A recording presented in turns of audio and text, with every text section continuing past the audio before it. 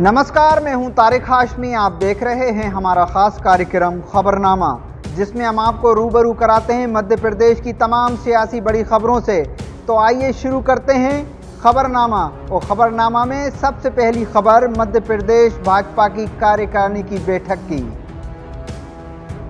आज मध्य प्रदेश भारतीय जनता पार्टी की प्रदेश कार्यकारिणी की बैठक हुई, जिसमें पार्टी के राष्ट्रीय अध्यक्ष जेपी नड्डा वर्चुअल शामिल हुए। उन्होंने अपने संबोधन में पिछली कमलनाथ सरकार पर जमकर हमला बोला। जेपी नड्डा के इस बयान से कांग्रेस तिलमिला गई और प्रदेश कांग्रेस के प्रवक्ताओं ने जेपी नड्डा के बयान पर एक के बाद एक पलटवार किए। सुनाते हैं जीतू पटवारी और सज्जन सिंह वर्मा ने क्या कहा।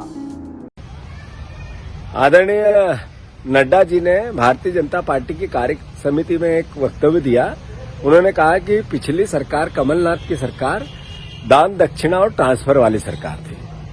आदरणीय नड्डा जी, पूरे देश ने देखा कि आपका राष्ट्रीय अध्यक्ष भारतीय जनता पार्टी का 1 लाख की दक्षिणा लेते हुए कैसे पकड़ा गया था। और जहां तक ट्रांसफर का सवाल है, कमलनाथ जी की 15 महीने की सरकार में 1300 ट्रांसफर हुए थे सारे विभागों के। 17 साल की सरकार के बदलने के बाद, 15 साल की सरकार बदलने के बाद शिवराज सिंह जी ने उसके बाद 15 महीने में लगभग 4000 ट्रांसफर किए हैं।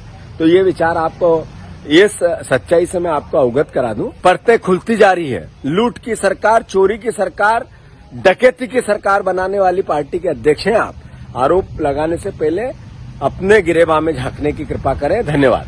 पहले तो शिवराज सिंह चौहान और ज्योतिरादित्य सिंधिया को कमलनाथ जी के सपने आते थे। अब भारतीय जनता पार्टी की राष्ट्रीय कार्यकारिणी की बैठक में नड्डा जी को भी कमलनाथ जी के सपने आने लगे। नड्डा जी, 15 साल के कुशासन में शिवराज के भ्रष्टाचार के पैसे से हमारी कांग्रेस की सरकार तो 1.25 साल में गिरा दी, लेकिन आप ये बात भूल गए कि कोरोना के इस संक्रमण काल में शिवराज चौहान ने इतना भ्रष्टाचार किया है कि 2023 में मध्य प्रदेश की नैया डोल रही है और 2024 में संपूर्ण भारत में भाजपा की नैया डोल रही है। और ये मध्य प्रदेश और देश की जनता सिद्ध करके दिखा देगी कि मध्य प्रदेश में भी और केंद्र में भी दोगलों की सरकार है। ज्योतिरादित्य सिंधिया और अरुण यादव अब आमने सामने आ गए हैं। ज्योतिरादित्य सिंधिया के सेवक वाले डीएनए के बयान पर कांग्रेस नेता अरुण यादव ने निशाना साधा है। उन्होंने कहा है कि सिंधिया परिवार का गद्दारी का डीएनए है। जब हमारे पुरखे आज़ादी की लड़ाई लड़ रहे थे, तब सिंधिया परिवार अंग्रेजों की चाटुकारी में लगा था। बताते हैं आपको पूरा मामला। बुधवार को जब भोपाल में ज्योतिरादित्य सिंधिया से पत्रकारों ने सवाल पूछा कि क्या आप केंद्र सरकार में मंत्री बनने वाले हैं, तो राज्यसभा सांसद ज्योतिरादित्य सिंधिया ने जवाब देते हुए कहा कि उनका डीएनए सेवा का है और वो सेवा करते रहेंगे। इस बयान पर ही अरुण यादव ने उन पर और उनके परिवार के डीएनए पर गद्दारी का आरोप लगाया। मध्य प्रदेश भाजपा की कार्य समिति की बैठक 3 साल बाद गुरुवार सुबह 11 बजे शुरू हो गई। प्रदेश कार्यालय में आयोजित इस बैठक में मुख्यमंत्री शिवराज सिंह चौहान, राष्ट्रीय सह संगठन मंत्री शिव प्रकाश, प्रदेश प्रभारी पी मुरलीधर राव, प्रदेश अध्यक्ष वीडी शर्मा, प्रदेश और संगठन महामंत्री सुहास भगत सहित 27 पदाधिकारी बैठक में मौजूद थे। बैठक की शुरुआत में प्रदेश अध्यक्ष वीडी शर्मा ने अपने कार्यकाल में किए गए कामों की जानकारी दी। बैठक में मुख्य रूप से कोरोना की दूसरी लहर से निपटने के लिए सरकार के प्रयासों व आगे की रणनीति पर चर्चा भी हुई।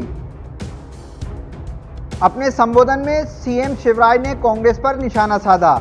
उद्बोधन सत्र को संबोधित करते हुए सीएम शिवराज ने कहा कि कांग्रेस के शासनकाल में वैक्सीन बनाने में 4-4, 5-5 साल लगते थे।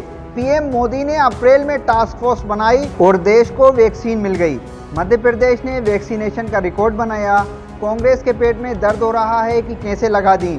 जयराम रमेश, पी चिदम्बरम, दिग्विजय सिंह, कमलनाथ सब जुट गए, जनता के साथ धोखा किया, लेकिन हमने फिर 11 लाख से ज्यादा डोज लगाकर रिकॉर्ड बना दिया।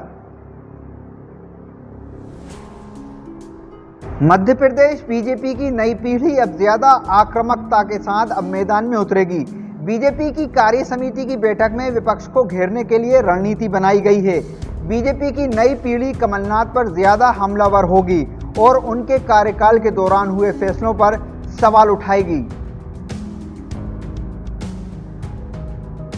2023 चुनाव में उतरने से पहले बीजेपी नए विचारों के साथ युवा और महिलाओं और किसानों के बीच जाएगी। इसके साथ ही कांग्रेस को चौतरफा घेरने की तैयारी कर ली गई है। कोरोना में हुई मौतों सहित कई मामलों को लगातार उठाकर सूबे की बीजेपी सरकार के लिए परेशानी पैदा करने वाले पूर्व मुख्यमंत्री और पीसीसी अध्यक्ष कमलनाथ को घेरने के लिए बीजेपी ने रणनीति तैयार की है।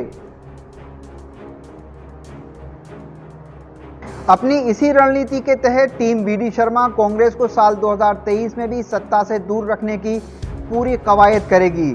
सेमी वर्चुअल तरीके से हुई इस बैठक में प्रदेश भर के नए पदाधिकारी भी शामिल हुए। उधर बीजेपी के पीढ़ी परिवर्तन पर कांग्रेस ने तीखा प्रहार किया है। कांग्रेस विधायक आरिफ मसूद ने कहा कि बीजेपी अगर नए लोगों को मौका देती है तो फिर 15 साल से एक ही सीएम मध्य प्रदेश में क्यों हैं? बीजेपी शिवराज को हटाकर नए लोगों को मौका क्यों नहीं दे रही? गांधी परिवार जैसा बलिदान बीजेपी का कोई शख्स नहीं दे सकता।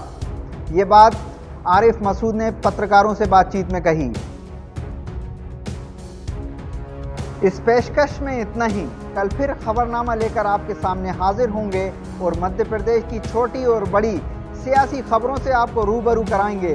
तब तक के लिए हमें दीजिए इजाज़त। अपना दोस्तों, रिश्तेदारों और आसपास के सभी लोगों का ख्याल रखिएगा। बहुत बहुत शुक्रिया।